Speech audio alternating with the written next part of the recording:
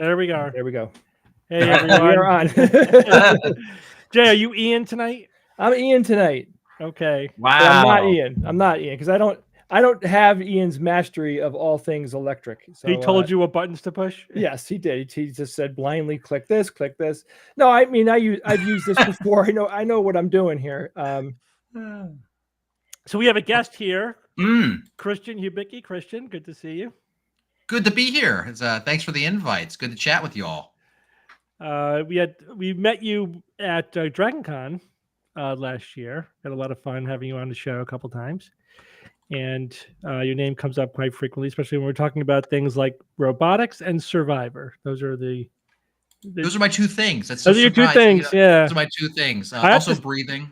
Breathing. Yes. Yep. Yeah, that third thing. General geekery, I think. Fair to say. Yeah. I actually, before I met you, I'd never watched that season of Survivor, and since then I watched that whole season. That's the only season I've actually watched from beginning to end. It was very entertaining. Of course, I was rooting for you the whole time, even though I knew what was going to happen. Well, I appreciate you. I just wish the space-time continuum worked in a different way. Yes, Thank you. It didn't have any effect. I think though, what they should do is do the Hunger Game things where the audience can vote in like assistants, like a parachute in assistants. That would add a cool dynamic. I don't think they'd ever do that though. Yeah, but I think the season's over before they air any of it, right? There's nothing 100%. Nothing of it. Yeah, so we couldn't do that. It's heavily edited. You know what I mean? Like they have to tell stories in there, and that's part of the charm is that they're constantly working those angles.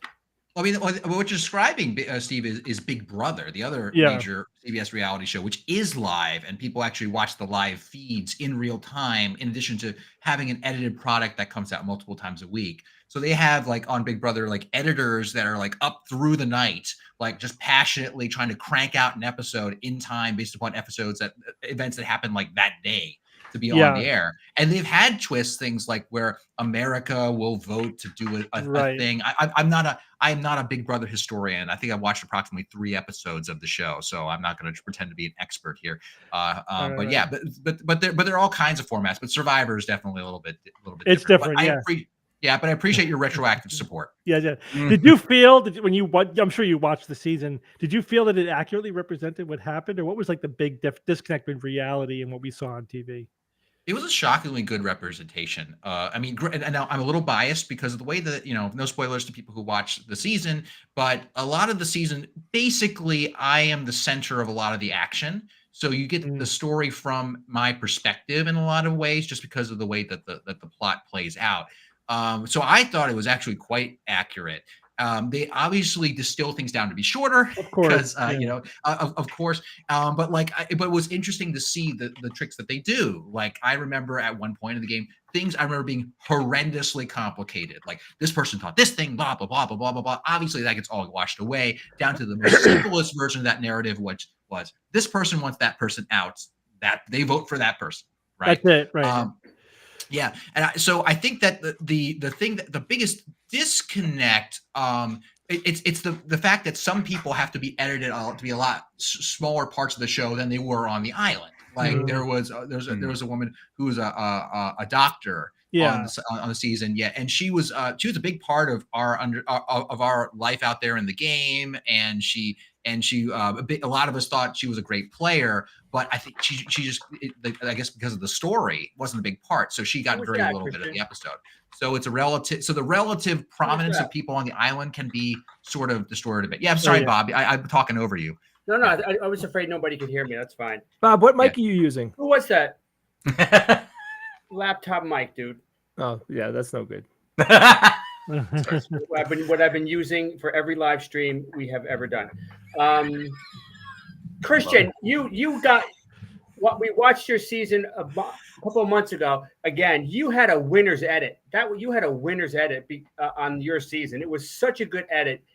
I wouldn't blame anybody by thinking I was absolutely going to win. And of course, you came very close. I mean, you were you could have easily just won the whole damn thing, but you did. You have a fantastic edit. It was so good.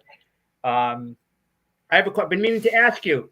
Yeah, I really noticed the tribal council set for your season. It looked like it was like all like this great fake stone. It looked real, but I guess it was not real stone. Did you get a chance to touch it, feel it, knock on it? What the hell is that set made of? So you're the precise person that I would want out there to determine that as an expert in fake stones and gravestones and such, right? But I'll tell you, I did not do much poking of the set because really, you don't spend any more time on set than you see on the show, and set is a generous thing. To us, it just looks like the Tribal Council. On Survivor, and there are lights off camera that are blaring at you. You don't see from where, that light you properly, but it's there's real fire there that you could literally melt things. It's not a fake fire they're doing down in front of you. They must do some kind of fake. Some plastery stones or something, but they construct a new Tribal Council every season, I believe. So they do that. So it is often off the hook. The set that they create, some of them are just ridiculous. Like the China one was just like they built an entire structure, a building. It could have been like 300,000. I don't know. It was crazy. But those guys, I'm so impressed with the sets that they put together. They look fantastic. Whether it's a pirate ship themed or stone based or any variations in between. That set, every season I'm just like, oh my God, I want these people at my haunted house helping me build my sets because they're apparently they're well funded. Yeah, they do reasonably well. And that's the point I'll make. To echo your point here, Bob, is that when I went on the show, I've always been so for those who know, hello, I'm Christian Ubicki. I'm a robotics professor, and I was on Survivor once, and I always wanted to go on the show because I thought it was cool. But when I actually got into the process of getting on the show, I got to meet the production team, and they really care. So every aspect from the art design of the things, the camera folk who are running around are crazy involved. I remember one time I was dragged my friend Elizabeth out into the ocean to have a conversation, and knowing, as we do as scientists, that voices carry over water, or as you watch Game of Thrones, one of those two things, and that we went really far out to the edge of the reef to try to have a conversation in private. And I'm talking with Elizabeth, and we finally hear a sort of a ahem from the cameraman. We look, and the camera guy has his HD camcorder above his head because he's up to his neck in the water to get the shot of us. And he said, would you mind having this conversation a little closer to shore? And we're like, sure, we can do that. So we could do that. I felt horrible because they're lugging these this. They're like, this camera costs $25,000. I'm like, okay, let's go back, and it's whatever. And so, but it was that passion that I sensed from the crew that made me confident to go on the show and basically geek out in front of them. There were times in interviews where I'm going off on all kinds of things. They might have some fun with me on the show, but they probably give me a proper hearing about my passion for science education, and that came through. I really appreciated what they did. Yeah, totally, I agree. What's new in the world of robotics? Yeah, give us an update because how close are they to taking over the world? Before you start, Christian, you'll notice behind me, I created my little set here in your honor. I brought out some of my favorite robots back here just for you to see. These are a lot of these are just just a couple handfuls of them. Oh, look at that! That's a great collection. So do I see an IG-11 in the back there? Is that what I say it? Yeah. IG-88. Yeah. Nice. Cool. Iggy is one of my favorites. I wanted him to go in every episode of The Mandalorian. I wanted him to be partners for the entire series, and they killed him. Yeah. He was awesome. They did a good job with that. I like when robots are sarcastic. Yes. I enjoy sarcastic robots. Right. I think an underrated one is Tars from Interstellar. This guy. I think it's. I have. This stream can only go on so long, and I want other people to talk to. Otherwise, I'd talk about Interstellar. But I like about Tar. I like that Tar's humor. But back to your question, Steve, I'm glad you asked that question about what's going to do in robotics. I actually just came back from the International Conference on Robotics and Automation. It's the world's largest academic robotics conference, and it was in Japan, in Yokohama this year. Wow. And so, and yeah, there are lots of conversations, and I'll talk about two elements about robots. One, there's a thing called AI. I don't know if you heard about it. Yeah, a little bit. I don't know if you talk about it. That's on a the show. movie from 1999. 1999. Yes. Kubrick was supposed to direct it. Yes, but then it became Spielberg. So we're all talking about it still. So it's everywhere. It's in so many papers. There are entire sessions dedicated to whatever your field of robotics is, plus AI, plus AI. Like, my specialty is legged locomotion in robots, humanoid locomotion, bipedal locomotion, and so there's like a legged locomotion and deep learning. Like together. Like now, not everyone does it but it's right now. It's probably at the biggest crescendo of approaches. Labs from everywhere are like, oh, here's our robot. Then we put deep learning on it, and here's it doing a thing. So that's very common at the moment, to the point where, like, we in our own academic squabbly way, we're arguing about whether it's overrated and whatever what methods are and aren't, and then get into that. And the other thing is just the proliferation of humanoid robots and how many companies there are making these humanoids. There's like 36 companies making humanoid robots the size of people that are supposed to do something. Yeah. Yep. And at the conference, one of the companies unveiled their humanoid robot, which was smaller. It was like, I would say, the size of like maybe a 6-year-old. Person for $14,000. What can it do? Humanoid things. It can kind of dance. It can twirl a stick. And pretty much it can walk. I mean, which back in the day, people would just build a humanoid and say, "Look how cool this looks." Yeah. And then eventually figure out how to make it walk. Nowadays, it's different. People will unveil their humanoid and show it walking for the most part. Yeah. Sometimes they'll put it in a skin-tight suit and have it dance in front of investors. And by it, I mean an actual person, robot. But there are so many humanoid robotics companies out there, and the question amongst a lot of us is like, what's going to happen to all these companies? Are these humanoid robots actually going to do anything that anyone's going to want to buy them for? What's the killer app? Yeah. Don't say killer. Yeah. Don't have any ideas. So. We need killer robots. That's what we need. Yeah. So right now the conversation is very much of like, how far can deep learning actually take us with the current set of methods? Yeah. And what can we count on it to do? My thing, as I say to you guys and everyone else, is that like these generative AI techniques, these generative things, your chat GPTs, and there are very different versions of this that work for robot control. What they can do is impressive. Yeah. What they can reliably do is entirely unknown. Yeah. And that reliability is something we're so used to having to deal with all of our products, or any technology that's going to really take off. At no point when I'm operating this computer right here am I concerned that it's going to forget that 1 + 1 = 2, Right? or that not true is not false. Yeah. It's like, it's not going to forget those things. And we're building a lot of people are building atop a foundation of these methods, these chat GPT, to build larger models that do more things. Okay. In fact, to the point they call them foundation models. That's what they call them these days. And they're building on top of that to try to hopefully get a general capability out of these robots. How much can we rely upon that? I dare say I'm a bit skeptical. Yeah, well, it's early. We're early in this. This is all incredibly early.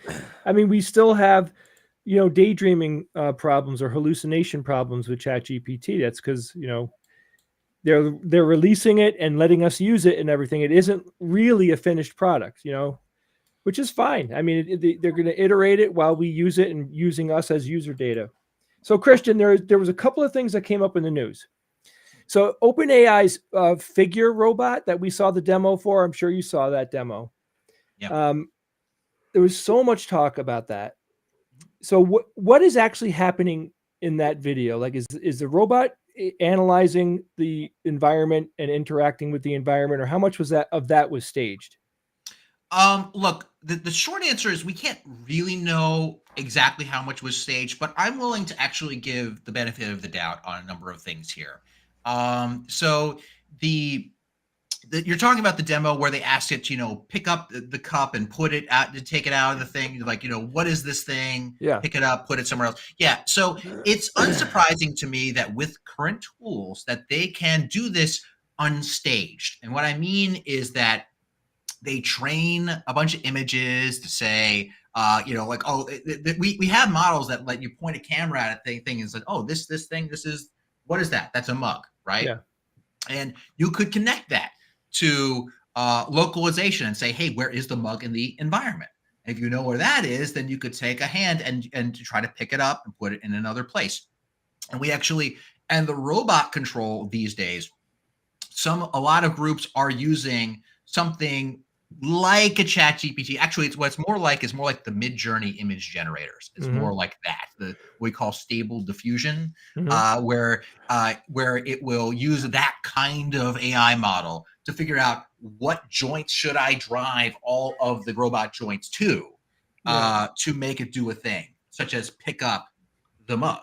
That is a thing that can be done. So it's completely within today's technology that all those things could be put together to make that demo believable. Yeah. But again, how robust is it? As we would say, how robust is it? And so, how many times did they have to do that demo to get that to work? We just do not know. I mean, it's like obvious questions, like if you brought in any bizarro thing, I brought in an old CD. Bring in, a very strange looking fruit that maybe most people don't know about. Like, would it be able to identify those things and relate to those things? But they put that out there, and the street sense about it is, oh, this is where this robot is at. It certainly looks like it's installed into a room, right? It doesn't seem like it had a bottom half to its body. So there's all these things, these assumptions that people are making, and I'm reading a lot of comments about it. And I think what I wanted you to do was say, is this anywhere near a finished product? Are they looking to sell it? Was it just a demo? Was it just like, check this out? What was that? It's almost certainly a demo. I mean, look, I have to put a caveat in here because I don't work for these companies. They could, behind the scenes, have something that's ready to go. I'm not putting my money on it though, right? Yeah. Again, this stuff is there's a degree to which you say, yeah, it's early. Who knows? It'll get better, right? But anyway, sorry, let me just recycle the point. The other question was the lower half. You didn't see the lower half. Now, Figures robots, their Figure 1 does have a lower half. It does, okay. And different. I don't know I don't know exactly the approach that Figure is taking. I do know a couple people went to work there, but the kinds of approaches that I would believe that they're doing, based upon similar approaches I've seen, is that the upper body, the hands, are pretty well controlled are getting better controlled via the stable diffusion. Again, that's the thing the image generators use. And people come up with ways to use that to do the joint control of the arms. But for the legs, we do something that's people tend to do a lot more traditional control approaches that are not what we like, these generative methods. It's more physics for a lot of these companies, not all of them. But what it looks like to me is that the bottom half is just saying, hey, where's my center of gravity? It is my center of gravity. Is it over my feet? And what torques do I have to push to all my motors to make sure I keep my center of gravity above my feet when my arms are doing all this? In fact, sometimes they will just have the upper body doing something, and then the lower body, it's like a left-hand, right-hand situation. They don't know necessarily what they're doing. And then the bottom half will kind of react to the top half. There's no reason you can't do both together, so it's fully coordinated from the top and bottom half. But some, for convenience, will do that. Does that make sense? Yeah. What I'm talking about? Sure. Yeah. So yeah. Yeah, it's the whole thing is fascinating to watch. I agree with you on AI. It's very powerful, but there's a lot that it can't do, and of course, the hype is always going to outrun the reality. But then I think people dismiss how powerful it is because of the hype, and that's a mistake as well. Just reading science news, every week there's some kind of major scientific paper where like they used AI to do some kind of analysis that would have taken months, and they did it in a few hours. Like this is happening. This is, I think, undeniable.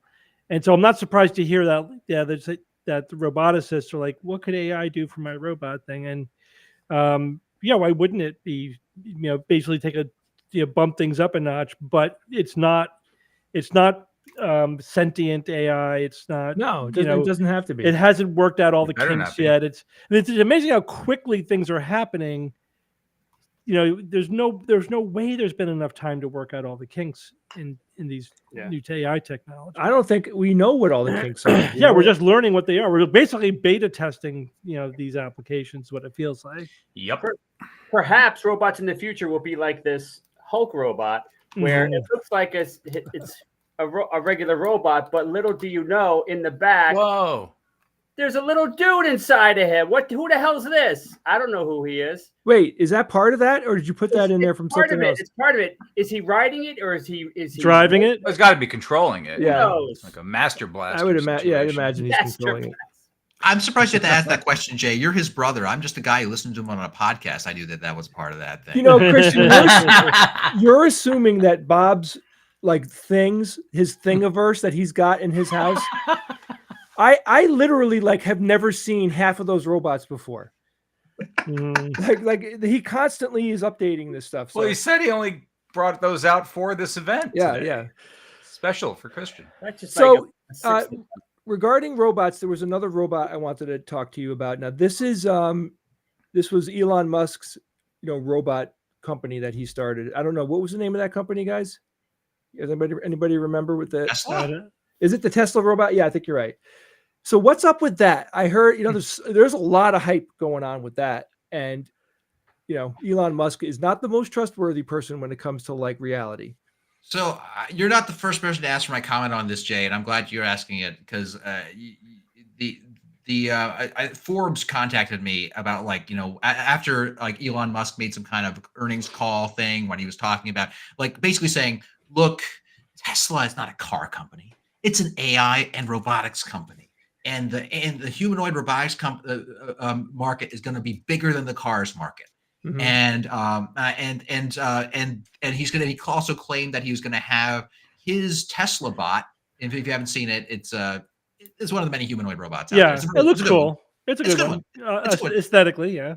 Yeah, aesthetically a good one, and also technically a good one. I can go on at length, but it's a good robot. But he said by the end of next year, it's going to be working in factories. And so, and my take was that there's, again, not to be a broken record, it's one thing when you set up a demo of a very specific thing that this humanoid robot is doing in a factory as a proof of concept. Oh, look, it's doing this thing. Yeah. And getting to the point where a customer says, yes, I have bought it. I have put it in this factory, and I am sure glad. It's doing stuff. It's doing stuff, and it's reliable. We're not repairing it more than it's breaking, and it's not, it costs more to repair technicians work. But I mean, the kind of things that they're showing the robot doing, are, technically speaking, it's as a person who researches, humanoid robots, it's good work. They have some real good cutting edge people. The really smart people we see at the conferences. Those are the people that they hire at the company to do this stuff. Yeah. These are people, you know, that the approaches they're taking. So it's good stuff. However, the kind of things that it's doing, you could do so much better in a factory with a robot that is not a humanoid robot. They showed an example of the robot picking up a battery and putting it in a thing, putting in a battery, putting in a thing, and they're like, "Oh, and it's getting better all the time at this." I'm like, "Okay, well, this is a little vague. I love some specific numbers, but of course, I'm not going to get those out of a company." Definitely. But pick and place robots are crazy fast. Have you ever seen something called a Delta robot? Basically it's all these mechanisms it's a parallel linkage mechanism with lots of thin carbon fiber rods that are connected in weird ways. So that way, small movements of the motors up here create this it's almost like a spidery thing, creates these fast movements down here. And super fast for these pick and place techniques. So I get that they're trying to do this as a proof of concept for what the robot can learn to do, or they teach it to do. Yeah. But what's the killer app? And just sort of, I thank you for giving me such a platform to vent my opinions. Yeah. And but I'll say that the thing that's interesting and new is that now this whole AI and robotics field is now like a marketing buzz term. And where it used to be like, oh, this is something me and my colleagues, we would go and talk about at conferences, we publish papers, we read each other's papers. Now it's like business hype. You know, I've never had business hype injected into something so close to my work. And it really makes you dial up the skepticism a few notches, because the people pushing this stuff on your social media platforms are people who might literally be financially invested in Tesla. Yeah, sure. Right. Yeah. And you got something you got to. I always have to remind myself, because people seem so dang confident, and I just have to say, Dunning-Kruger. Well, you know, we're obsessed with humanoid robots. It's a part of like our culture. It's a part of science fiction. Like that's the expectation. Just like, you know, the previous generation to ours expected a flying car, and they really did expect it. They thought that there was going to be a flying car, and you know, when they were younger, but it never manifested. So I would love to interact with a humanoid robot and be able to have, like, you know, someday. I mean, how cool would it be to actually own one in your house that you could tell it to do things? But I hear what you're saying, Christian. I mean, I see, you know, in my perusal of the world of robots, which, you know, I love looking at industrial robots. I'm constantly looking at TV shows about it if there's anything I could find. Like recently, I saw this thing. This was a supermarket where nobody shops at the supermarket. It basically shops for you, and then it's delivered. It was a delivery supermarket, and they had like 3 or 4 football fields of space that these cart robots would drive in perpendicular lines, right? So they can go, you know, like a chessboard, right? And they were so close to each other. They were like within like 5 centimeters of each other as they passed each other, and they'd stop and they'd pick the thing up, and each one of them would basically be, you know, servicing one order. And you could never get humanoid robots to move that fast and to be that efficient, because they were literally driving around this football field and the groceries were underneath them, and they would pick them up and then store them somehow. And I remember looking at that going, yeah, humanoid robots couldn't beat that. Yep, and you're true. And you're absolutely right, Jay. And I would say to the sort of the other side of this argument, just to make sure I'm fair, because I have my own biases here. What they're going for is the generality, like that those robots can do something very specific, very well, just like that Delta robot I was talking about. Yeah, pick and place task, right? Yeah. And the idea, at least the claimed goal, and I think the actual goal for a lot of these folks is that, if you had just one humanoid robot, if you had a humanoid robot that could do a lot of different tasks, that would be helpful. Yeah, and that's true. Like all the little things that you could have, you wouldn't have to build a specific part of your factory to do one thing. If you had a whole bunch of tasks that maybe needed to be done intermittently, your robot could do all those different things and run around. It'd be great. I think we talked about this on the podcast. It'd be great if I had a robot that could go around my house and fix the things as I needed them to fix and stuff like that. That would be great. The generality is great. I think that it's really hard to do. And on the other side is that if you have one type of robot, one body plan of a robot that could do all kinds of things, like Elon Musk argument is that, I can just mass manufacture these things at such a scale that I will drive the cost down, because I don't have to have a whole bunch of different designs of robots to do different things. I have this one robot that does a lot. Yeah. I don't know if I fully buy that, but that's the economies of scale. It sounds reasonable, but again, you know, until it's done, you don't really know. Yeah, like talking to you, you know, last year and now, like realizing, yeah, this stuff it's coming. It's just not coming very, very soon. You know, and I think it's the other issue here, though, is that what it feels like, and this is true, I think, of AI and robotics, it's like a technology looking for an application. Yeah. Right. Yeah. You're at the academic end, so you're just doing it to do it. You're doing it to develop the knowledge, develop the technology, and advance the science. And, you know, industry gets involved. That gets a completely different picture. They're looking at, Evan, you're making a lot of typing noise. I think that's you. Sorry. They're looking to market it, and if you're going to do that, you have to have, as we said, the killer app. It's got to be good enough and cheap enough at doing one or many things or whatever, filling some niche. Otherwise, it's just a toy, you know, and a really expensive one as well. So I haven't seen that yet. It's kind of the same with VR, although the killer app for VR is video games, but not all video games are better in VR than they are just on a screen. Yeah. So, are we when do we get over that threshold where it's like, oh, I gotta have it. I gotta have it because otherwise I can't do this thing or experience this thing or whatever.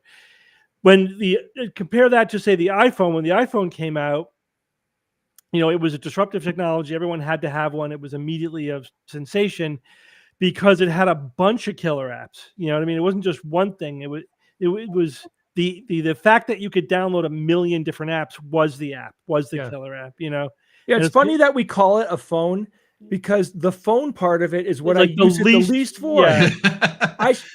I'd be embarrassed to tell you what I should call mine, but leave that to your imagination. The bottom line is, I want a humanoid robot that I can talk to, that I can have a relationship with, like a friendship relationship with, like a butler. You want that, but the thing is, this is where it gets really hard to predict technology, is until you put it in the hands of people and they use it and then decide, is this really useful? Is this tedious? Is it like it was fun for a week and now I'm done? I'm on to the next thing. I spent $100,000 on this thing and I'm bored with it. Versus how did I ever get by without it? You want that microwave kind of reaction. Like remember the poor suckers before we had microwaves and you had to like fucking heat things up on the stove, or whatever. Can you imagine we were walking around without our personal communication devices? I didn't have the world's store of knowledge at my fingertips. Yeah, I couldn't communicate with everybody on the planet right in my pocket. You know what I mean? So I don't see robotics for industry already has that, right? And that's a done deal. Robotics in the home for personal use, for private use. We don't know yet. We don't know what the market is. I agree with that. And I'll never forget. I think it was in high school. We had a visitor come to one of our classes and to talk about. I forget, some engineer. I don't remember where they're from, but they talked about the idea. This was like early. It's like maybe year 2000. Okay, the idea of you had a device. Yeah. That was your phone, a camera. A messaging machine. Yeah. It basically described a smartphone. Yeah. I was like, oh, that's that. The GPS, all these, it describes smartphones. Like, he was like, imagine this. And I was like, why would you want a camera wherever you go? I remember thinking as a kid, I just didn't understand. like now, like that's like, it's just, because cameras, at one point were a hobbyist thing or a thing you'd bring on a family vacation. But you didn't realize like, oh, it was just because I was limited by cost and convenience. Yeah. I didn't take this everywhere. Right. That's the thing. You don't realize that you will use it for other things, right? We're always thinking of this, this new technology is going to do some old thing in a new way, or you'll do new things that you never even thought of doing before, right? That will, like, I want to take a picture of something so I could ask the internet what it is. Like, you would never imagine that that's how we would be using our cameras. That's the hard part, is predicting that. It's the hardest thing about, that thing was so powerful. Having a portable, powerful computer communicator, whatever, with all that functionality was really powerful and useful in ways that nobody anticipated. Having read tons of science fiction about it, etc. No one came close to really imagining what that was going to be like. Because how could you until you put it in the hands of 1 billion people and they see what they can do with it and what works and what doesn't work? You got to throw a ton of shit against the wall and see what sticks. Yeah. And so I think, like with AI and robotics, I see people throwing a lot of shit against the wall, and we don't know what's going to stick yet. But unless you had, again, there's a part of my question for you is there a killer app out there that we're just not aware of yet, or you kind of feel the same way? It's like we really don't know at this point outside of industry. There's plenty of killer apps in industry and military and space exploration. There's a lot of stuff right now. You can own that flamethrower dog thing right now. Right. Oh my God, remember that thing? Holy shit! All right, Christian, what is your robot wish? Like, what robot do you want? This is basically what I said, that a robot that does all the dumb things around my house I don't want to figure out how to do right now.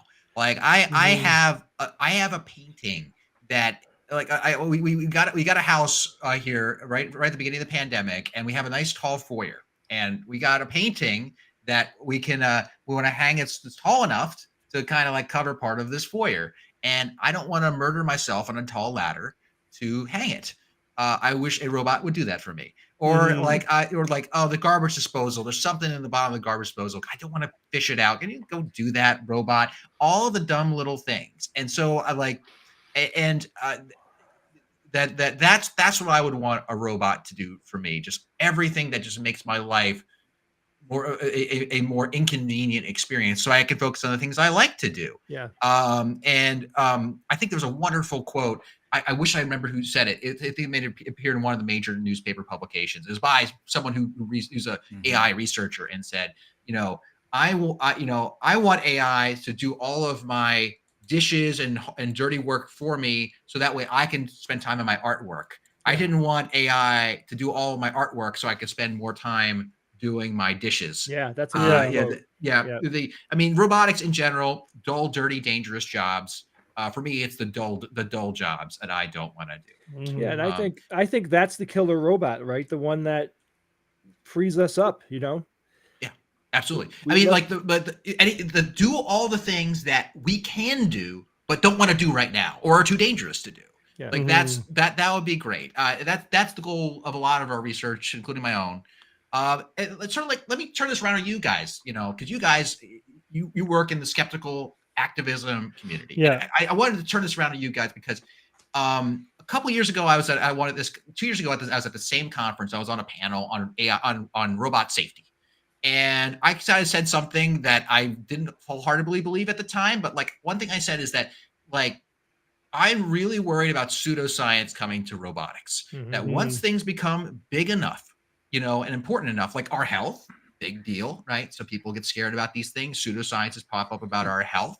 At some point, if robotics and AI in our lives comes big enough, there's going to be effectively pseudosciences about it, spreading disinformation about that. And it's going to be our jobs as experts in robotics and AI to combat that. And and maybe this is too general of a question for you guys, but like, what was one of the most important lessons that you learned from going from talking about things that you love in just a genuine with a non-pseudoscientific way to having to combat pseudoscientists in your field? I know that Steve, you definitely had to make that transition. Well, in general, Steve, right? The last 20 years, let's just encapsulate the 20 years that we've done the podcast. And 20 years ago, the world was very different. In those 20 years, we've seen an explosion of misinformation, disinformation, and pseudoscience and conspiracy theories. It tracks perfectly with the web. Now, the question is, as activists, do we feel like we've made a lasting mark? I would say yes, because we've educated a lot of people on how to think critically. We want it to be outside of the five of us. But it's really depressing too at the same time, because my God, like, disinformation is like, I'm so upset about disinformation, specifically, not misinformation, but disinformation. Like it is everywhere, and there's really nothing we can do about it. But I think my interpretation, Christian, was that you were asking a slightly different question, that how do you transition from promoting science to fighting pseudoscience? That's right? Great summary.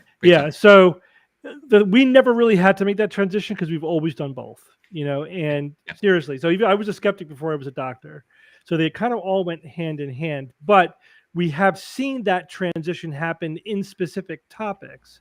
Like, for example, early on in like the 80s and even into the 90s, there was a lot of talk about, carbon in the atmosphere and climate change, global warming. There really wasn't a lot of pushback against it. It was just the science. We were just sort of, talking about the science behind that and why, we just can't endlessly pump carbon dioxide into the atmosphere. We got to do something about that someday, And then there was a transition when, basically the fossil fuel industry decided that they were going to fund a campaign of doubt, confusion, and misinformation. And it didn't take the skeptics, by surprise, we were kind of all over it out of the gate, but it took climate scientists by surprise, and they really got caught with their pants down and didn't really know how to deal with it. How do you deal with people who are bad faith actors? Like scientists are used to dealing with people who may disagree with you, but most other scientists are operating in good faith. If there's occasionally somebody like secretly was trying to fund a company or whatever, they sort of get exposed as a scandal and whatever. But it's not like there's a whole segment of people who are trolling your science, So, so that we've certainly seen that happen. That same thing happened with genetic engineering when suddenly there was this, well-funded campaign to demonize, a perfectly safe technology with all kinds of misinformation. And it takes time for the experts to start to figure out that, yeah, it's not enough to know the science and to teach and promote the science. You have to understand how pseudoscience works. You have to understand how denialism works. And I think, the first I think topic where we really saw, at least us personally, definitely me personally, where we really saw that interaction was the evolution creationism, topic, where we saw, there are biologists, evolutionary biologists just trying to promote public understanding of that science. And they had to figure out how to deal with this political, campaign to deny evolution. And a lot of them did not know how to deal with it. They learned the hard way, or eventually they had to become experts on creationism, not just on evolution. So I don't know that will necessarily happen to robotics. I wrote an article a number like 20 years ago about trying to understand the whole phenomenon and pointing out that there isn't a lot of pseudoscience around hard engineering. Like there's no alternative bridge designs. You know what I mean? Because it's a little bit too immediate and obvious. Like if you build a bridge that can't stand up, it's kind of undeniable. You know what I mean? It's like you can't pretend like, oh, the bridge feels better, whatever. It looks safer. It's like, okay, but does it collapse after a month? Then I don't care what your hand wavy explanation for it is. If the engineering either works or it doesn't work. So what you mean? What do you imagine a pseudoscience of robotics would be? I mean, what are you thinking of specifically? That's a great question. It's a great question. And I think that you're largely on the mark about engineering. Where I think it could crop in is if these robotic systems become sufficiently complicated and they are under the hood something that can hallucinate like a GPT. You'll see a robot that does something that looks aggressive. Yeah. That looks like something like that looks like it does a thing, and and the lay observation would be like, that robot wanted to kill them. Yeah, that robot. I mean, it's already kind of happens in small ways. A company that I have some ties to called Agility Robotics. They actually run. They make humanoid robots for Amazon factories to pick up boxes, put them down, and they will run demos for like hours on end at trade expos to show that the robots work for hours. Yeah. Occasionally they fall down. Surprise, surprise. Yeah. And one time, one of them picked up a box, and there was some kind of power failure. I forgot what the engineers told me it happened, and the robot just collapsed. Yeah. And then it became a meme. Yeah, I saw that video. Yeah, you saw the video? Yeah, it's like robot works for 5 minutes in real job and commits suicide. Yeah, right. That was the meme. And I was just like, oh, like, and like, it's one funny. I get it, but then some people are like, they take it as a meta narrative, of course, about you get what I'm going for, and it's just because it's a complicated system. Yeah, that's the kind of thing that imagine it happens in a much more public venue or something where there's some greater outcome, and then you have just what you're talking about, Steve, like just some organized group.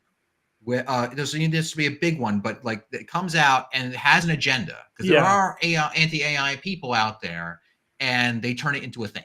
Yeah. Oh, I agree. If some politician or political group wanted to make it seem like robots are some kind of elitist conspiracy or globalist, whatever, then yes, they will invent something about them. Absolutely. And they will. The AI is different. I wasn't really thinking about AI. I think the pseudoscience behind AI will be the premature declaration that they're sentient. We're already dealing with that. Oh yeah. I don't know if you guys remember. We had a friend in the early '80s who was absolutely not a rocket scientist, who was absolutely convinced that the Atari video games that we were playing were sentient.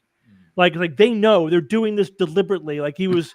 Wow. Personifying this really simplistic video game algorithm on a freaking Atari, in 1980. I think there's just this, because it's acting like an agent, so we assume it is an agent, and then we think it's actually sentient. That's happening already. That's going to even get worse, Oh yeah. Even long before it's even a real question of whether or not our AI is sentient or not. So that will happen. In terms of robotics, might be conspiracy theories that involve robots. Mhm. You know what I mean? I don't know that, but I don't know that robotics will have a pseudoscience. I don't think there will be robotics denial or alternative sort of robotic science, and that kind of thing happens. The mechanisms by which how it works, I agree with you. The proof is in the pudding. Right. With that. It's right. too I see obvious. what you're saying. Yeah. I mean, it's like I remember a long time ago. Like there was it was the rare time on your show you'd cover someone had some bogus compression scheme where they would print their data on paper and claim this would compress the data. I don't know if you remember this story from 15 years ago or whatever, but that was oh, what are the rare examples of people, which of course it's not going to work. At the end of the day, they're not going to adopt it. Okay. Right. Yeah. So anyway, no, I appreciate it. But I think that what you say in terms of, maybe I just want to get in on the game, Stephen. Maybe that's it. Maybe I'm just where are my pseudoscience? You're ready to go. I'm ready to go. Where's my Terrence Howard? Where's the robot Terrence Howard? I don't know. Right. So, yeah. You have to make one yourself, and then so you could debunk it. All right, let's get over to Evan's game. Okay. Yeah. All right. I got to share my screen with you, Jay. Right. Right now, you request that, right? I send it to you. So let me go ahead and do that. It would be this right here. And then I go here and I click that and I share because sharing is here we go. What's good. All right, I got to come up with the teams. Bear with me 1 second because I wasn't sure exactly who was going to be participating. Evan, don't include me. I got to check some major incident at work. Major incident? Oh my gosh. What is it? Is it a robot? No, it's not robot related, just computer related. So was it my misuse of the phrase "proof is in the pudding"? Was it that? It's the proof of the pudding is in the tasting. In the tasting. The actual quote. That's it. But people have shortened that to "the proof is in the pudding," which doesn't make any sense. But that happens to a lot of sayings. Like it always bothers me when people say, "What's the one that always gets me?" I could care less. No, you couldn't care less. Care less. You care so little, it's not possible for you to care less. Anyway. There's so many bastardized expressions. Gosh, they're all over the place. Genetically incapable of not noticing and usually pointing it out to people. I'm sorry. I'll be back. I hope. Good luck. Okay, guys. bye, Bob. All right, Bob. So Christian, Jay, Steve, we have Jeopardy for you this week. All right. And the game that we had played on my other podcast, Which Came First, was called Fromage. So that's why I was inspired to make a Jeopardy category called Fromage. But also, what goes well with fromage? Well, vin, which is vino, wine. Pan is bread. Yeah. And the crudite, the crudité, is the random stuff. So, okay, so fromage is cheese, right? Vin is wine. Pan is bread. And the crudité is random. It could be anything. Yeah, so do those words have to appear in the answer or not? Well, yes, but not as their French or foreign language words. But and no, the answer does not have to necessarily contain them, but every answer is about them or has something. All right. Yeah. Let's let Christian start since he's the guest. Okay, Christian. All right. Okay, let's go for vin for 200. During a wedding in Cana, Jesus transforms approximately 120 gallons of this into water. Wine. Just shout it out if you know it. And yes, H2O. Oh, the historical record says, yes, it was water. Now, Christian, you're playing this game for immunity, so you have to try really hard. Oh, okay. Yeah, no, this counts. This goes on your. This will follow you on a resume wherever you go. Yeah, and the ability to eat tonight will depend on how you do it. I'll update the Survivor Wiki accordingly. Vin for 400. This state produces the most wine California. in the United States. Yeah. Jay said California. Yeah. Which is correct. I'll take bread for 200. 2 pieces of bread with food. A sandwich. Such as cheese, salad, or meat between them. I think Jay Jay got it. Yeah. Does that include a taco, Evan? No. Don't know. But it definitely includes a hot dog. No, taco does not have 2 pieces of bread. So no. Yeah, but hot dog is basically a meat sandwich. I just wanted to distract you from the next category. A sandwich. I've heard hamburgers referred to as sandwiches. Definitely. Yeah. Does it have to be 2 pieces of bread? That's the thing. What if you put it inside a pita? Is it still a sandwich? Kinda. It's a pocket. It's more of a. It's like a bastardized sandwich. We live in a nuanced world. Let's not call that a sandwich. Now, if you told your robot, Christian, go make me a sandwich, right, with pita bread, would that like cause it to like? Say, or would it look up the definition of sandwich? Pita bread? It would listen to your command and then promptly fall on the floor before exiting the room. And then it would become a meme and destroy the entire robotics industry in about 5 seconds. So that's how. Thank you, humanity. All right. I'll take pawn for 400.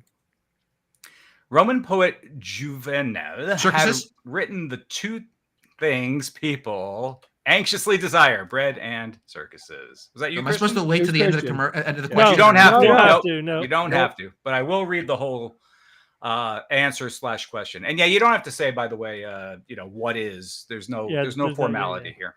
All right. What is crudité for 200? All right. When it passes between Earth and the Sun during its orbit, it becomes the closest planet to Earth. Venus. It is Venus. Yes. Good job. Remember we had the whole Venus versus Mercury. Which one's closer? Yes. Mercury is the closest planet to every other planet if you take average distance. Average. It's about average. But the closest approach is Venus. Which is why I worded it the way I did. Yes. Good job. If I didn't, Steve would totally scold me beyond. Fromage for 200. Jeez, there was never an actual historical popular belief that this is made of green cheese, right? The moon. Nope. We all know the moon was invented in 1216. That's right. Yes. When that the first recorded example of the moon in English language. It was invented. Evan, you owe me 400 yes. points. No, again, there you go. Thank you. Wow. I'm distracting. Fromage for 400. This cheese is not made from Gorgon milk. Gorgonzola. Blue cheese is also not made from Gorgon milk, so I think I should also get credit. Okay, sure. There you go, Chris. I saw a video of how they make blue cheese, and I will never eat it again. I've never eaten it. Blue cheese and Gorgonzola are aromatic cheeses. I find disgusting. Sharp cheeses are wonderful. Oh, yeah. It's funny. Cheese is like the best food in the world, and the most disgusting food in the world is all cheese. Oh gosh, you're so right. We can start the anti-blue cheese alliance right here. I think I'm in. I'm in. Well, I'll get working on the t-shirts. The blue cheese alliance, you got it. All right, Steve. Fromage for 600. Here we go. A creamy yellow cow's milk cheese originating from the Netherlands. It ain't bad. It's good. Gouda. Jay, you gave it to Steve. Yes. Well played, Steve. Thank you. Fromage for 800. So close, Jay. A chain of American restaurants founded in 1977 by Atari's co-founder Nolan Bushnell. Chuck E. Cheese. Speaking of Atari, and this totally feeds into that conspiracy theory of your friends, Steve. Right. Totally. The animatronics will come to life. Oh, I got to give you the points. It did lead to they've moved the show Five Nights at Freddy's. It right, and we're talking about what automatronics and robots. So comes full circle. Let's finish over Josh Hutcherson's career. Totally. Finish off Fromage for 1,000. The end of the cheese in an Italian whey cheese made from sheep, cow, goat, or Italian water buffalo milk whey. Left over from the production of other cheeses. Is that table cheese? This is its official definition. No, it's not table cheese. Velveeta. Buffalo mozzarella. Take a look at the not mozzarella. Take a look at the chat for Parmesan. A bit, Parmesan. not Parmesan. Parmesan is definitely not a whey. Not mozz. Yeah, whey is the other part. Romano. Not Romano. So, Odysseus. Galanus. Wait, I got it. It's got to be the other stuff. The what do you call that? Ricotta. Ricotta. Some people pronounce it rigotte or ricotta. Rigotte. Like our grandmother would say rigotte. That's Neapolitan. I see. You change C's to G's and you drop off the vowel. Is that true? Rigotte, yeah. All right, nobody won, so Christian, you pick the next one. Well, Steve won. All right. I got it. No, he didn't. Yes, the freaking audience answered. When the audience answers it, nobody I gets don't it. look at the audience answer. The hell you don't. I don't. The audience did answer it. And... All right, whatever. Got to keep it real, Christian. But Steve still controls the board. So, okay, Steve, go ahead. Go ahead. Crudité for 400. A reddish purple color that's a mixture of red and violet. Indigo? No. Not indigo. Not lavender. Nope. I'm gonna hate myself for not getting this. Magenta? No. Yes, it is magenta. Good job, Christian. Yeah. I withdrew the answer, so I don't get the points. No, you got it. No. You get it. I'm joking. All right, Crudité for 600. The name of the van in the Scooby-Doo cartoon series. You got it. Mystery Machine. That was you, Good job. Christian, right? Yep. Good job, man. Wow, you speak quickly when you need to. Yeah, this coffee's kicking in. All right, Crudité for 800. A group of extinct marine arthropods. Trilobites. That first appeared around 521 million years ago. The trilobites. Very good. All right, Crudité, finish it up for 1,000. Okay. A musical term that indicates a very fast staccato. tempo. Allegro. No, not staccato, not allegro. 168 Andante. Beats per minute. Nope, not that one. Fasto. I know you know it. I know. As soon as we hear it, we're gonna be like, see if the audience gets it. Allegrissimo. Rapido. Steve, you're on the right kind of. Yeah, Rapissimo. No, you're close, Kev Monster. Allegrissimo. Did anyone else say it? Allegro. Not yet. I haven't seen it yet. Spaghetti. I'll give it up. It's Presto. Presto. This is embarrassing. I minored in music. That is embarrassing. All right, so minus 1,000 per Christian. No, I'm kidding. All right, Christian, you still control. All right, pan for 600. This kind of bread found in the cuisines of mainly the Middle East, Central Asia, and the Indian subcontinent. You guys are good. I have to up my game here. So yeah. Pan for 800. The Midwest is called this breadbasket because Midwestern farmers grow a lot of the wheat we use to make bread. Yes. 1,000. An idiom that means the best thing that has ever existed. Bread. I'll give it to you. Best in sliced bread. Greatest thing. Sliced bread. Yeah. That what the proof of the bread is in the tasting, Steve. Yeah, correctly. But very, very good. The reason why that expression exists, by the way, is because when I think it was one of the bread companies came out with pre-sliced bread. We talked about that. Yep. Yeah, it was huge because then it was like mothers who were if you had to make lunches for 3 or 4 kids, that's a lot of bread slicing. That would take them a long time. And pre-sliced bread, Christian, you'll appreciate this, was a huge drudgery and time saver. We take it for granted now. Totally. But it was a massive labor saver, for housewives. And they were thinking, if only we had a robot that could slice our bread for us. I had no idea that was the origin of that idiom. I assumed it was sarcastic, something so simple as slicing bread. No, wow. It was actually an amazing innovation because you had to figure out a way to do it efficiently. They had to build the machines. And there was I can't remember. I think there was this one company who made the bread slicing machines and owned the market. And it was huge. Anyway, wow. it's a I agree. I think most people think of it as sliced bread because it's so common and blah, but it really was a massive quality of life changer when it was introduced. And then they had to outlaw it in World War II I forget why they did that, because I forget. There was some reason, like for a brief period in World War II, they outlawed pre-sliced bread for something for the war effort. And they needed the material to build other things, maybe? I forget, something like that. There was such an uproar from housewives across America. They had to cancel that law like within 6 months. It was a revolt. There was a revolution trying to get rid of. I'm getting angry bread. just hearing you talk about it. All the things, right? Wow. It was it's funny how short our cultural memory is. Oh god, that's incredible. I mean, tell me about it. People probably have forgotten that Breaking Bad had invented unsliced pizza by this point. All right, Steve, finish the wine. 600. Grape juice transforms into wine during this process.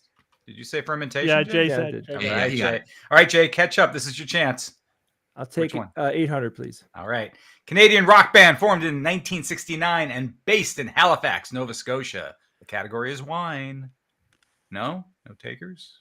Rock band from 69. Moscato. Red wine. No. Oh man, I've got Billy Joel. Not Billy Joel. Not everyone's saying Rush. It's because it's the only Canadian band they know. I'll give it up. It's April Wine. Not in my database. No, not in your folder somewhere. No, file not found, Steve. File not found. Yep. Okay, so this one we're increasing it to 10,000 points for this one. All right, this is for all the marbles, guys. An English unit of liquid volume used for holding 252 gallons of wine. A cask? No, not a cask. Barrel? Barrel? Not a barrel. Oh man. A shit ton? Oh, Steve, I'll give it to you. Oh, wait, let me get back ton, to T-O-N-N-E, ton? It is ton, T-U-N, ton. Oh. All right. T-U-N? T-U-N? I never heard of that. Congratulations, Steve. Thank you. You get to stay on the podcast, I believe. Is how Thank you. I get to eat tonight. Yeah. Which is a cask, but specifically a wine cask. Is the ton, right? Or the 10. Some pronounce it 10. So 10. All right, that was fun. That was a good job. Good job, Evan. Yeah, thanks, guys. Yeah, those are fun questions. And actually slipped in some, references to the other things we were talking about. There's one of those things. I've watched a number of documentaries about industry, like over the last couple of 100 years. It's fascinating because, like, all these things that we take for granted, partly, one of the, there's the men who made America, which unfortunately is all men, but it's like the titans of industry from the 1800s, basically. And then there's also some other show that was on recently on the History Channel about different industries, like, there's how it's made, all that stuff. But what's interesting about learning, like, the history of soft ice cream, whatever, like some crazy quirky things, is like we take it for granted today that this is like inevitable. It was an inevitable technology. Of course we have soft serve ice cream. It's like, that's just the march of progress. But when you read like how these things actually came back, there was nothing inevitable about it. It was quirky, and somebody came up with this idea, and there was like, they had to do multiple things to make it happen and succeed. And did you realize that somebody spent years researching how to make soft serve ice cream? Like, it was not just an idea. They had to hire engineers, like cooking, food engineers, and that did not necessarily have to happen. That was a dedicated program of research. Yeah. That ultimately, because it's not easy. Like, we think, you let it go soft, but like getting the right ingredients, and they ran into a lot of problems. Yeah. With it for a long time, like getting it to the right consistency, and so that it was creamy but not mushy or whatever, and that it wouldn't melt too easily. It was hard. It was very, very difficult. Same thing with Coca-Cola. Like, the Coca-Cola recipe took years to develop. Yeah. It was not something like just an idea that just sprang out of nothing. You bring this. Go on, Jay. I'm sorry. Well, I was just my comment is that there's institutional knowledge and achievements like this, technological achievements and all over the world. And the problem is, if we ever did have some type of really, really bad event we could lose a ton of knowledge and technology, and it might never come back. Yeah. You know? Or it'd take a long time to come back. Rediscover it, right? Yeah. It can be rediscovered. Well, and honestly, like these kinds of things, I wish were the premise of like a popular science fiction kind of show. I know there are elements of it. I can see it in little bits. Like I think that Game of Thrones, for instance, is kind of like that's like a society in decline. So it's kind of forgetting how to make like Valerian steel and stuff like that. That's kind of neat. But like not only like either the loss of a technology or a writer who's creative enough to like branch off society like 300 years ago and come up with weird little inventions that drive our society that are different than what we have. And what would that world look like? So I think that would be a cool thing. There's a book series. I don't know if you're aware of this book series. I think it's Time Cop or something, but it's about an organization whose job it is to maintain the timeline from people who are messing with it through time travel, right? And also just keeping civilization on track. So like he gets an assignment, go here and make sure this happens, or like somebody prevented, the Roman Empire from falling. So you have to go back and make sure that it happens the way it's supposed to happen. So every time something happens to screw up the timeline, it creates an alternate timeline. And exactly that happens. Like there's a lot of like a modern time when people are driving steam-powered cars, because that technology won out for some quirky reason in this alternate timeline. When we were researching our book, the Skeptic's Guide to the Future book, a ton of stories like that as well. Like the technology is not inevitable. It's a consequence of a lot of quirky events. Like that's why, like we think about robotics, like we don't know where it's headed really. There's nothing inevitable about it. It's going to be determined by a lot of decisions that get made. There's a lot of infrastructure factors that play into it. One person could change the industry if they have the money and the vision and the whatever and the so it's interesting to think about that. Because like as I think we say in the book, you couldn't predict the present. Like there's no way you're going to predict the future. Right. You couldn't have predicted what we have today because there was absolutely nothing inevitable about it. Well, let me give you like a counter sort of like version of this, and I think over the broad scheme of history, I think what you're saying makes total sense. From the really minute level of like when we're researchers in the field, like we're making these like incremental progress toward technology. It's or even like kind of the moderate steps, like, oh, this is cool, no idea. I'll never forget the talk that someone gave at a robotics conference one time, and he said, he was like, I was developing this method. I think it was called differential dynamic programming or whatever. And I remember I came to a conference and found that other people were developing the exact same method, and one of them had the same notation as me. Mm-hmm. And that's sort of one of those things where, and he said, and there's only one explanation that I can come up with, is that there are aliens behind the moon who occasionally pop out from behind the moon to beam ideas to us researchers all at the same time at a time of our choosing. And of course, he was being sarcastic, but it really it hammered home the idea is that sometimes ideas are just ripe for the picking. Absolutely, sort of right? Absolutely, they're when you get really close to a technology, and it's kind of an obvious technology that everyone's talking about. Multiple people seem to all invent it at the same time, right? Like there's multiple people who take credit, who claimed that they invented the fixed wing airplane. And they said, we actually had whatever, because they all had different elements of it at different points in time. And what do you count as crossing over the threshold to being the person who invented the plane? Same thing with the light bulb.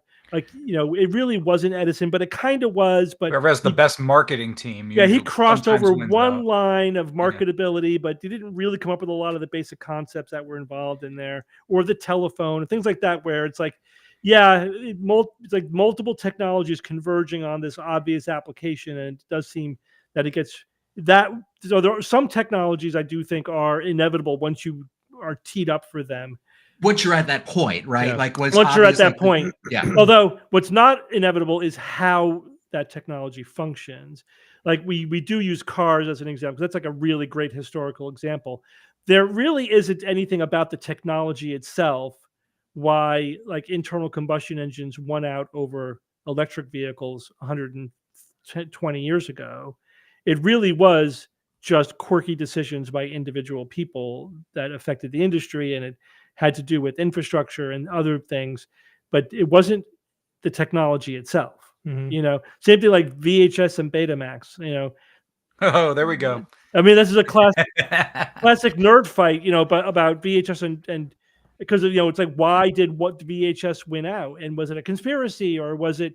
Well, was it, you know, was it really this factor? And some people think it was, well, because they chose to have the Betamax limited to 2 hours or an hour and a half or something. So you couldn't get a whole movie on one cassette. And that basically killed it as an option. Yeah, well, there it is. Yeah, even though it was better in so many other ways. Quality, but everything. Just choices people make. But some kind of recording technology was probably inevitable. But VHS specifically, not so much. You know what I mean? Like, there's different ways of accomplishing the same sort of thing, you know?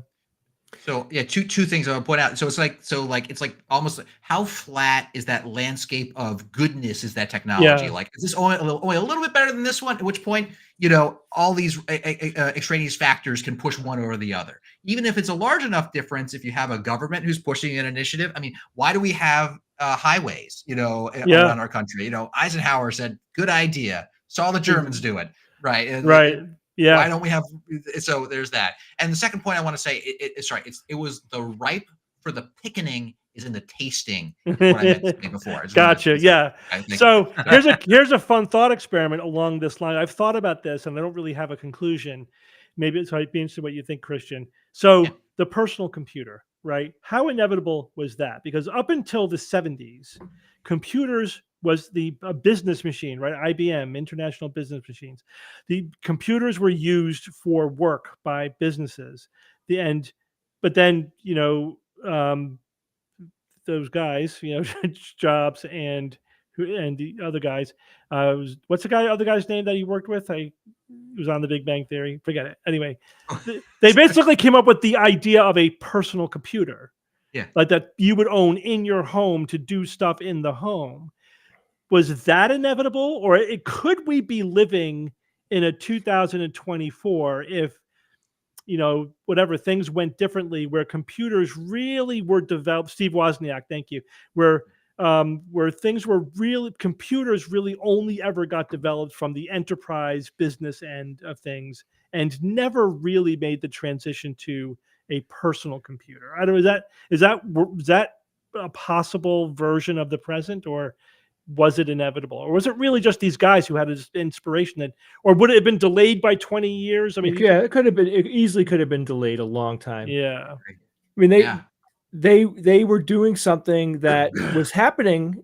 Other people were working on things like this, but they somehow got it over the waterline, you know, right. in a way that really, really was something. It was like the iPhone, you know, that company really was the beginning. I do read the chat.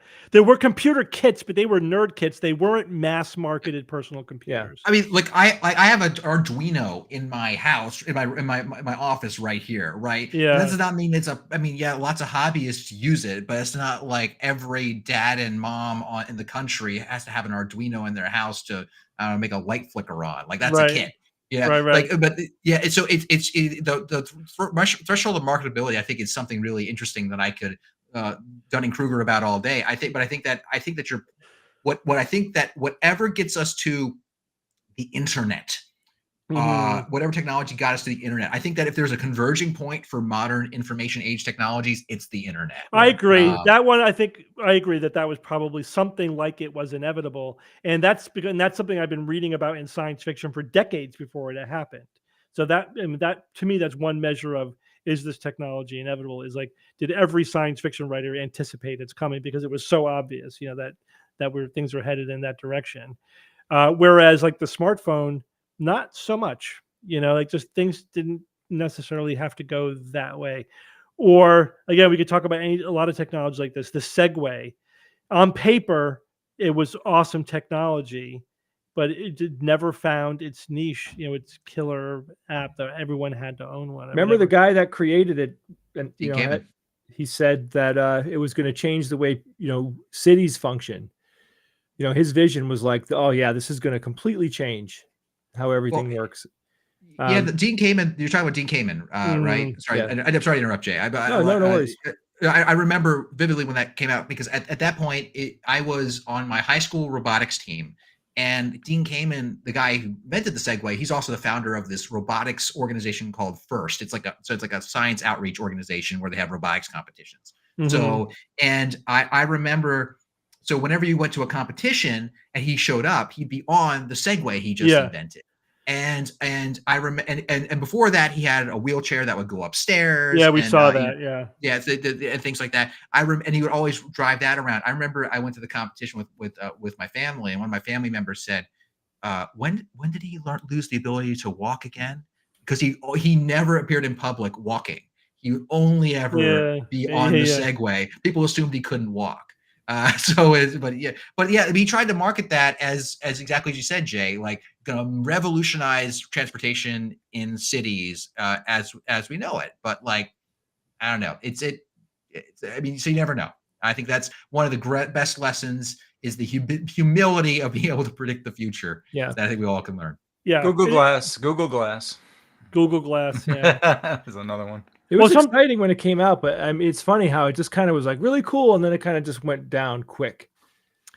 Yeah, it's just that it's like, so for, I think, AR and VR, it's just tiring to wear those things for long periods of time, you know, so it kind of limits their utility until they become a lot smaller, lighter, you know, seamless.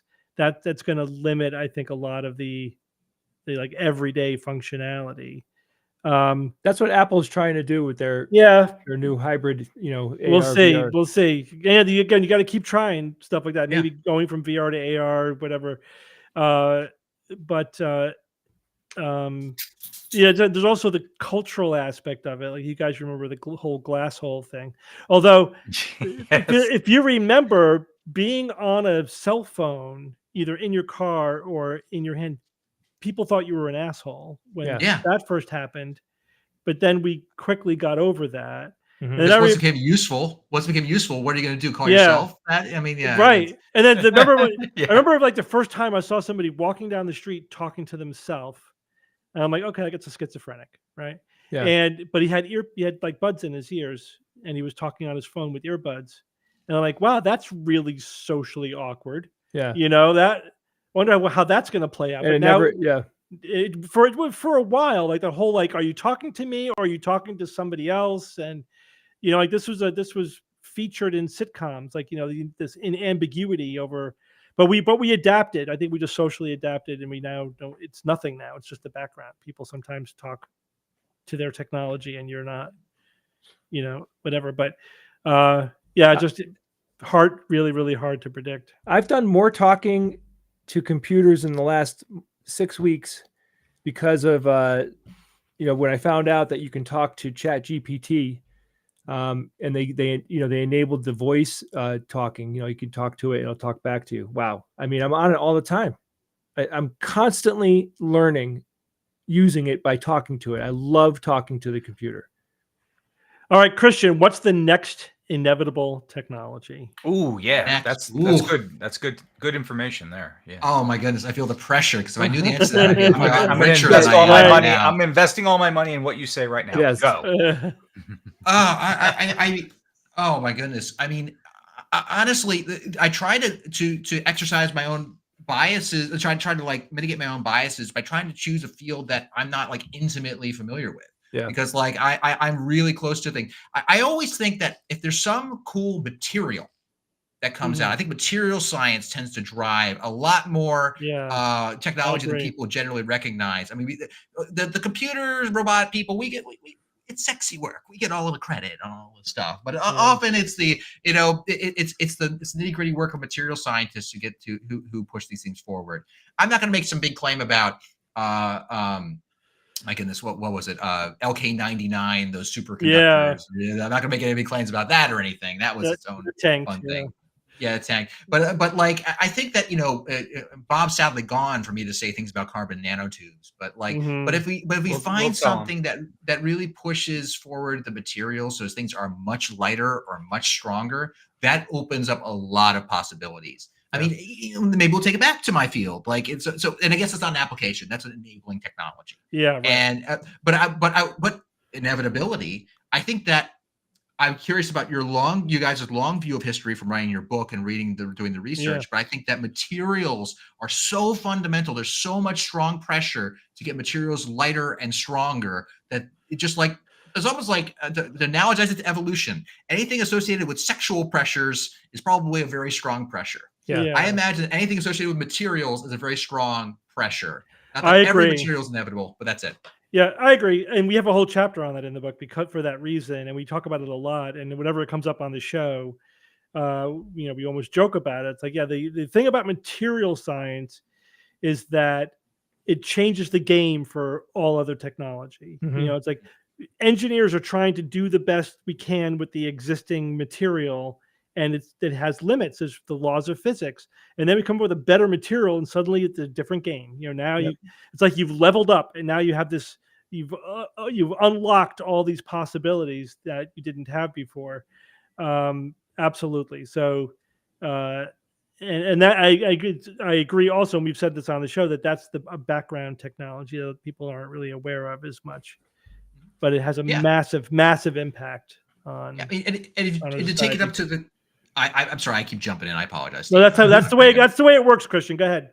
I don't know. No, I mean, like bring it back to the computer side. I mean, the fact that we can print these silicon wafers that we can etch semiconductors into and things like that. That's crazy. Yeah. I mean, I recommend to the listeners, I read Chip War recently, which is actually a very nice long view of that. And it's, there was vacuum tubes. And then, there was a real question like, do you assemble lots of weird tubes and things like that to do something? Or like, oh, no, here's this fast switching semiconductor stuff. And, and that accelerated the entire, I mean, if we were still dealing with vacuum tubes, would we be at where we are now? Oh, certainly not. Certainly not. No. I'm holding out for a fusion reactor. Yeah. I'm hoping that we achieve that like in the next 15, 20 years. Nope, not going to happen. Can I hold up the thorium reactor? Can I? No. There are already working thorium reactors. That's not a matter of technology. That's a matter of infrastructure. Like, are we going to build it or not? But fusion, nope. No. We have made tremendous strides. Christian, tell me if you disagree with this. I don't know how closely you follow fusion power news, but it's like, oh, we've made this massive breakthrough. Now we're 1/300th of the way to getting net energy out of the system. Yeah. And, and at some point we'll have to figure out how to actually get the energy out of the system and without stopping the fusion reaction, whatever. It's just, but again, that I'm extrapolating from current research. Some company might say, hey, we're doing it this completely different way now. And suddenly it's possible, but like we talked about that company that's doing the sonic compression kind of approach. I don't know. I haven't read anything about that since, but it's a completely different approach. Who knows? Yeah. But I just think it's next half of the century at best. That's a bummer.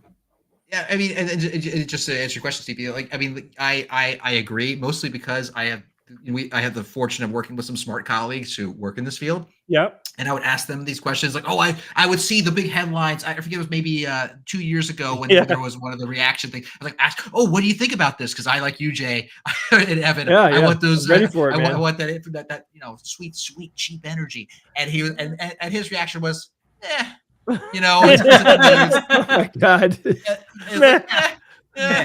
So it's I mean, want that soft serve ice cream instead. Yeah. I mean, there are times where we researchers are blown away by our colleagues' work, and we're honest about it. But like, it feels like a long way away. It's really plasma research is what they're doing. They're doing plasma research and calling it fusion research, but they know like they're nowhere near commercial fusion. It's just we're figuring out how to confine plasma and magnetic fields and blah blah blah. But that's another area, Christian, where a new material would suddenly make it way more feasible. Yeah, right? and artificial intelligence might make it happen faster because they can have it do research. Yeah, the thing is, I understand that notion, Jay. No, I think that's a wise thing to posit. The thing that when people are dealing with having AI help with a scientific insight that involves an experiment, what's often really critical for it working is a really good computer simulation of the physics. Yeah, definitely. And I mean, and certainly. And that goes even all the way to robotics, and you'd be like, "Oh, robotics! How hard could that be? That's Newton's laws, right?" Well, it's a lot more complicated than that. I mean, if you want to simulate the physics fast enough, you have to make approximations. What approximations do you make? Yeah. Impacts are hard to model in a reasonable way. So all the people who are most successful in getting like reinforcement learning to work on real robots, the trick that they figured out, maybe they can figure this out with Fusion, Jay. Hopefully they can. Was actually the physics of their own motors of the robot. Mm-hmm. So what they did was they did a bunch of motions with the robot arms and legs, and basically threw a bunch of data at a neural net to fit it and say, okay, those are the physics, go. And that worked like gangbusters. Oh, cool. So if we could do that with physics, then like we could, I mean, actually that's how they controlled one of those reactors. They actually, one of the first reactors, I think maybe 2 years ago or something like that, that was controlled for net energy output, was trained using, I think, a physics simulation controlled by AI. Yeah, I think is what they did. So, well, anyway. AI is having a massive impact on material science because basically it allows researchers to explore the physical space of potential materials much, much faster. Like, here's a billion different types of alloys. Which ones should we physically study to see what their properties would be? And we can tell you, here are the 10 you should be looking at. All right, good. You just saved us 100 years of fucking research. Yeah, that's what I'm talking about. That is absolutely happening now. And we are starting to see that with metamaterials, with super alloys, with nanostructured materials, where the AI is being used, and also chemical structure. Medicine? Yeah, in drug development, it's exploring a vast potential space of these materials in a ridiculously short amount of time compared to any other method, so that is accelerating research that may change the game. As again, I'm sort of extrapolating from the way the game is right now, but that's the variable. Like in somebody may, oh yeah, here's a super magnetic material that will enable us to make magnetic fields 100 times more powerful, really cheap, with very little energy, and suddenly the equation of energy in to energy out for fusion is completely different than it was, with existing materials. But you can't predict that, right? Yeah, it's true. Yeah. All right, guys, it's 6:30. All right, Christian, this has been a lot of fun. Thank you so much for wearing our T-shirt. That's an old school. That's an old. We gotta get you some new. That's an OG right there. I've been wearing this every day since 2009. So they hold up. Good for you. I believe you. We got to get you a trucker hat. Didn't see it on Survivor though. What was with that? No branded material. They tell you no branded material on Survivor. Yeah, they heavily vet your outfit. I mean, one little tidbit: look at the colors of the shirts that people are wearing and the color of the tribe that they're on. Yeah, it's a little note there. So yeah. All right, guys, thanks everybody. Thank you all. Thanks for the invite. It's great being here. Yeah, we'll do it again Great sometime. Great to see you. Take care.